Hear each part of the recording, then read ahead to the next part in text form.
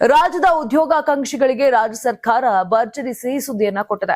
15,000 ಶಿಕ್ಷಕರ ನೇಮಕಾತಿಗೆ ಸಚಿವ ಸಂಪುಟ ಸಭೆ ಅನುಮೋದನೆಯನ್ನ ನೀಡಿದ್ದು, ನೇಮಕಾತಿ ಪ್ರಕ್ರಿಯೆಯನ್ನ ಶೀಘ್ರವೇ ಆರಂಭಿಸಲಾಗುವುದು ಅಂತ ಮುಖ್ಯಮಂತ್ರಿ ಡಿಕೆ ಶಿವಕುಮಾರ್ ತಿಳಿಸಿದ್ದಾರೆ.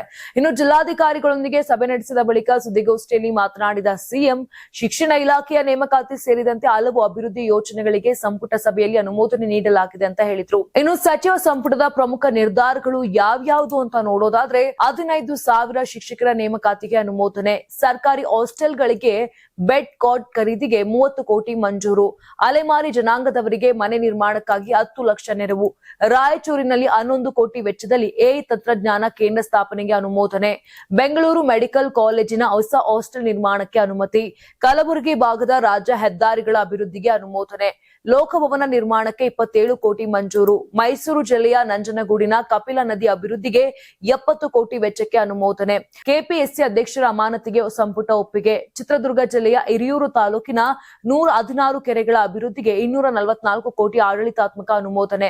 ಗೃಹಲಕ್ಷ್ಮಿ ಯೋಜನೆ ಕುರಿತು ಪ್ರತಿಕ್ರಿಯೆ ಕೊಟ್ಟಿರುವಂತಹ ಸಿಎಂ, ಯಾವುದೇ ಅರ್ಹ ಫಲಾನುಭವಿಯನ್ನ ಯೋಜನೆಯಿಂದ ಕೈಬಿಡೋದಿಲ್ಲ ಅಂತ ಸ್ಪಷ್ಟಪಡಿಸಿದ್ರು.